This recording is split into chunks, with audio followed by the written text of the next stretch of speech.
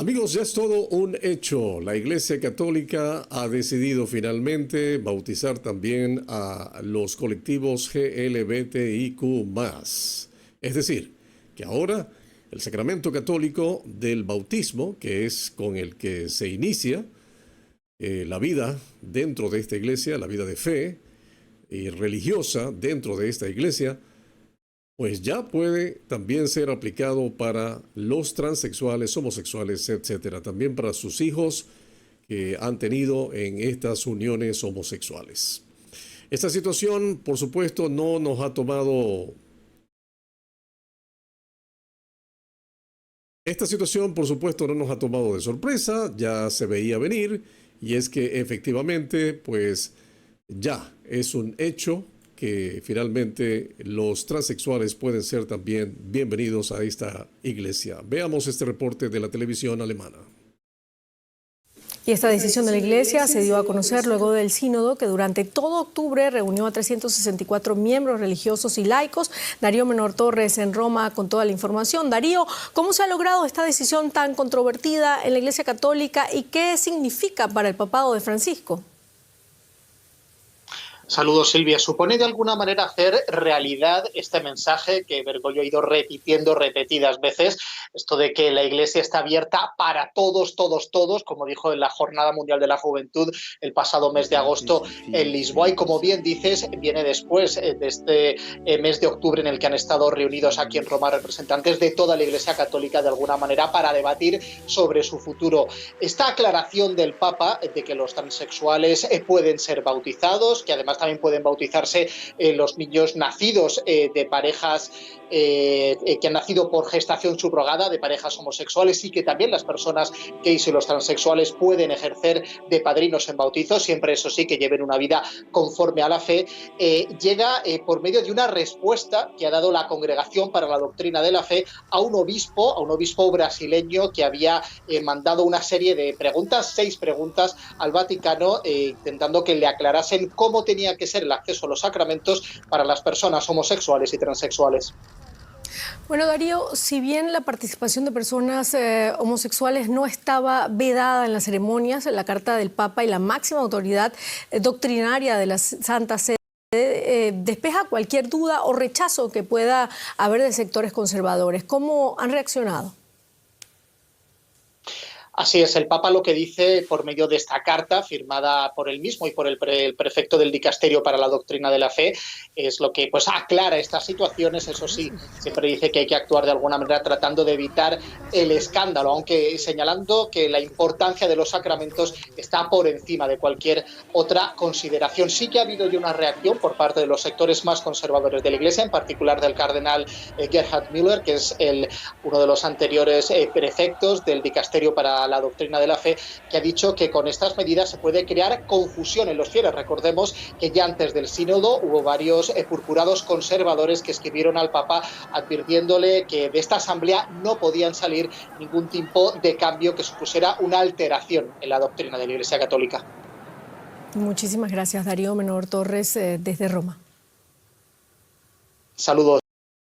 Bien, ahí estamos viendo este reporte que hace la televisión alemana al respecto de la decisión tomada por la Iglesia Católica de recibir en su seno, a través del bautismo, a las personas transexuales y del colectivo LGBTIQ+. Bueno, ¿qué situación es esta, no? Porque alguien podría llegar a decir, pero esto no pasó de la noche a la mañana. Por supuesto que no. Ya se venía esperando que se diera, eso sí, se venía esperando que se diera porque varios sectores lo estaban pidiendo. Y veamos un mini reportaje, un mini resumen, ¿verdad?, de cómo se han ido dando poco a poco. Recordemos que el Papa ha tenido también palabras muy inclusivas en sus discursos con esta comunidad, ¿no? Él dice que todos son hijos de Dios, incluidos los homosexuales, también son hijos de Dios, que no hay que discriminar, que la homosexualidad no es un delito, no dice pecado, sino delito, etc. Todo fue cuestión de tiempo. Véalo. Derecho a estar en una familia. Son hijos de Dios. Nadie debería ser expulsado o sentirse miserable por ello. Lo que tenemos que crear es una ley de unión civil. De esa manera están cubiertos legalmente. La declaración acaparó la atención de los medios de todo el mundo.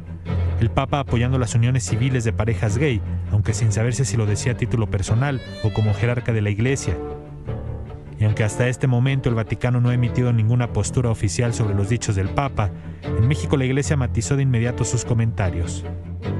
No hay que sacar de contexto las cosas para tratar de entender el mensaje de la mejor manera. Es muy distinto el afirmar que el Papa está en favor del matrimonio civil entre personas del mismo sexo a decir que los homosexuales también tienen que tener determinadas garantías. Allí podemos ver a este representante de la Iglesia Católica en México, muy mediático este señor. Decía que no había que tomar literalmente las palabras de Francisco al respecto de recibir a la comunidad LGBTIQ+, ¿verdad? Ojo con este dato, amigos. El matrimonio homosexual todavía no está aprobado por la Iglesia Católica, pero el bautismo sí. Ahora, ¿qué tienen que ver el bautismo con el matrimonio según la doctrina católica? Le explico. Ambos son sacramentos. Recuerda que la Iglesia Católica tiene 7 sacramentos. Y sacramento significa un acto realizado por el hombre para alcanzar la gracia salvadora de Dios. Entonces, todo católico debe cumplir con los 7 sacramentos. Entonces, deducimos. Si el bautismo es un sacramento y ya está permitido para los transexuales y homosexuales, etc., ¿qué diferencia hay con el matrimonio, que también es un sacramento para la Iglesia Católica?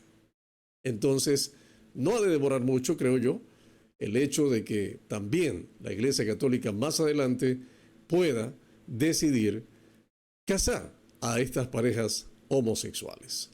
Ahora, el bautismo, ¿qué significa para la Iglesia Católica? Es el inicio, ¿no? Como ya lo mencionamos antes, es el inicio de la vida en esta religión. Así podemos comprender por qué el Papa Francisco quiso destacar que el bautismo es la puerta que permite a Cristo Señor establecerse en nuestra persona y a nosotros sumergirnos en su misterio.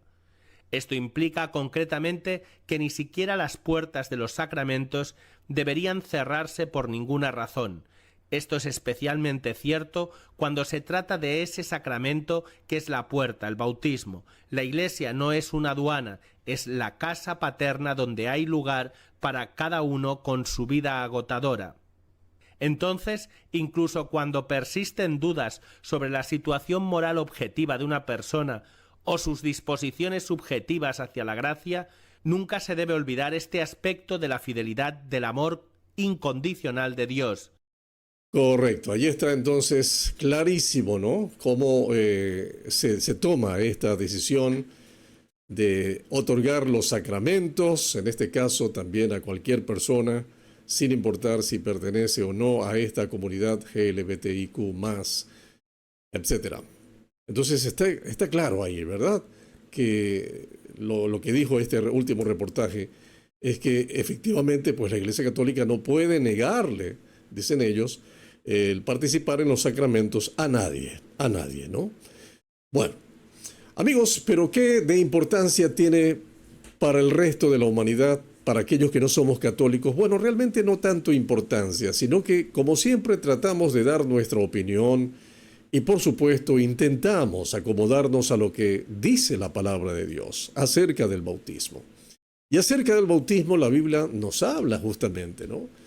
Yo considero que el hecho de querer ser inclusivos y darle cabida a estos grupos se lo hace justamente con el propósito de tener más gente, ¿sí? De no cerrarle la puerta a nadie. Pero la Biblia al respecto del bautismo nos enseña otra cosa. Primero, que no es un sacramento, o sea, nadie se salva por bautizarse. Nadie se salva. Pero que hay que bautizarse, hay que bautizarse. Pero lo más importante es que ¿quiénes se bautizaban y quiénes deben bautizarse? Ese es el punto que quiero resaltar a continuación, según la enseñanza bíblica. ¿Son personas perfectas, exactas? No, por supuesto que no. pero sí son personas que deben haber profesado su fe en Cristo Jesús y deben haber cambiado sus vidas. Porque ¿de qué le vale bautizar a una persona si esa persona no ha cambiado? En este caso, usted sabe, no lo digo yo, lo dice la Biblia, el pecado de la homosexualidad es pecado delante de Dios. Dios no va a permitirle a nadie que practique ese pecado entrar en el reino de los cielos. Lo dice claramente la palabra del Señor. Ninguna persona que se echa con varones o que es afeminado puede ingresar en el reino de los cielos, dice la Biblia. Entonces, ¿cómo se puede bautizar a una persona así? Ahora bien, cuando pensamos en Juan el Bautista, por ejemplo, ¿no? El Bautista. Él venía bautizando en el desierto. Y la gente iba a él para que fuesen bautizados. Y leemos en la palabra de Dios que la gente llegaba de diferentes lugares a escuchar a Juan el Bautista, su prédica, y luego de su prédica se bautizaban. ¿Por qué? Dice la Biblia, allí en Mateo capítulo 3, versículo 6, que eran bautizados por él en el Jordán, confesando sus pecados. Note usted, eran personas que abandonaban el pecado. Y si usted lee todo lo que tiene que ver con el contexto de la predicación de Juan el Bautista, ¿a qué llama Juan el Bautista? Al arrepentimiento. Al arrepentimiento, que significa dejar el pecado, apartarse de eso. Entonces, yo sé que hay grupos, incluso evangélicos, ¿verdad? Sobre todo de la escandalosa gracia, que bautizan a fulano, a mengano y a sutano sin importarle cómo siga viviendo. Eso no les importa, no les interesa, con tal de introducirlos en sus grupos. Así, literalmente lo digo. Pero la Biblia aquí nos enseña otra cosa, que esta gente que se bautizaba dejaban sus pecados, aceptaban el llamado de Dios al arrepentimiento. Y más tarde el apóstol Pablo también nos enseña en la carta a los Romanos, en el capítulo número 6, que ya debiéramos dejar de practicar el pecado. Ojo, no estamos hablando de que ya no pecamos más constantemente. No se trata de eso. Nadie es perfecto. Pero si se trata de practicar un pecado en particular, llámese adulterio, el robo, la fornicación, la homosexualidad, etc., pues si se sigue practicando aquello, realmente ¿dónde estamos, pues amigos? ¿Dónde estamos? Pablo dice en Romanos capítulo 6, desde el verso número 3, ¿o no sabéis que todos los que hemos sido bautizados en Cristo Jesús hemos sido bautizados en su muerte? Note usted que aquí el bautismo implica la idea de morir. Y ya vamos a explicarlo. Luego dice el versículo número 4, porque somos sepultados juntamente con él para muerte por el bautismo, a fin de que como Cristo resucitó de los muertos por la gloria del Padre, así también nosotros andemos en vida nueva. Amigos, se trata de tener un nuevo estilo de vida. Se trata de abandonar el pecado que se está practicando y vivir una vida nueva, como se llama también novedad de vida, una vida diferente. Y en el bautismo, cuando nos bautizamos, y eso nos enseñaron, ¿verdad? Eso es lo que hace falta, enseñar esa doctrina. Cuando una persona se bautiza, está dando un testimonio público de que así como Cristo murió en la cruz del Calvario y fue sepultado, así también nosotros hemos sido sepultados a nuestro pecado, a nuestra vida pasada. Y así como Cristo resucitó de entre los muertos, ¿verdad? Nosotros también hemos resucitado a una vida nueva. Ese es el detalle. Y por eso es que no es correcto bautizar a una persona que no deja una práctica habitual de una vida pecaminosa. Dios quiera, en verdad, que la gente vuelva su mirada a las Sagradas Escrituras y vea esta realidad, que es indiscutible y que está en la palabra del Señor. Gracias por ver este video y gracias también por compartirlo.